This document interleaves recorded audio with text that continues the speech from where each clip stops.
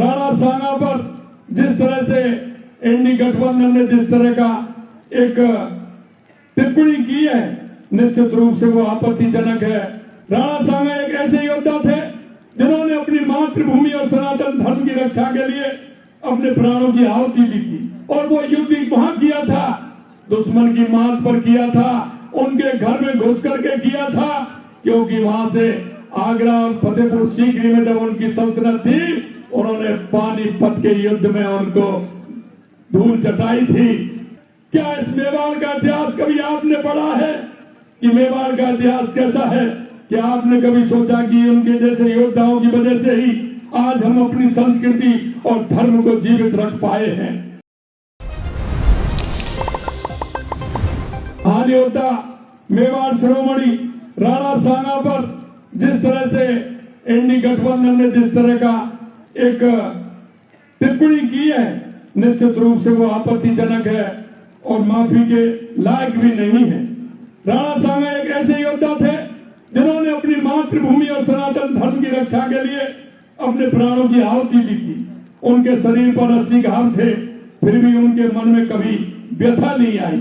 और सबसे बड़ी बात यह थी कि उन्होंने वो युद्ध किया था, और वो युद्ध वहां किया था, दुश्मन की मात पर किया था, उनके घर में घुस करके किया था, क्योंकि वहां से आगरा और फतेहपुर सीकरी में जब उनकी सल्तनत थी, उन्होंने पानीपत के युद्ध में उनको धूल चटाई थी। और पहली बार धोखे से तोपों का उपयोग किया गया था। महाराणा सांगा ने जिस तरह की वीरता के साथ इस मां भारती के लिए काम किया, आज दुनिया में कोई नहीं कह सकता। ऐसे उनके मन की कभी व्यथा नहीं आई।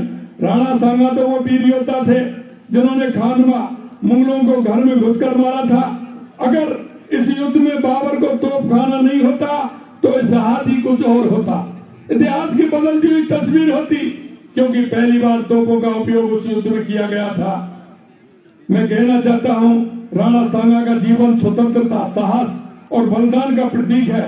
उन्होंने न केवल मेवाड़ की रक्षा की, बल्कि समस्त भारतवर्ष की सांस्कृतिक और धार्मिक पहचान को बचाने में अपनी महत्वपूर्ण भूमिका निभाई थी। उनके बलिदान ने हमें यह सिखाया कि सच्चा योद्धा वही है जो अपने धर्म, अपनी मिट्टी और अपनी जनता के लिए सब कुछ न्यौछावर कर दे। यह बयान न केवल राणा सांगा का अपमान, बल्कि उन सभी योद्धाओं का अपमान है जिन्होंने सनातन धर्म और इस धरती की रक्षा के लिए अपने आप को प्राणों की आहुति दी है। मैं ऐसे नेता से पूछना चाहता हूं, क्योंकि मैं नाम लेना भी उचित नहीं समझता, ऐसे नेता का जिन्होंने टिप्पणी की है, ऐसे नेताओं से मैं पूछना चाहता हूं, क्या कभी आपने राणा सांगा के बलिदान को समझने की कोशिश की है?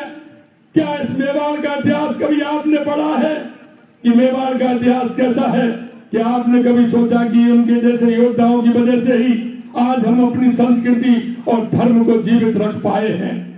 मैं सपा के प्रमुख से मांग करता हूं कि वे इस बयान पर तुरंत संज्ञान लें और अपने सांसद के खिलाफ सख्त कार्रवाई करें, पूरे देश से माफी मांगे।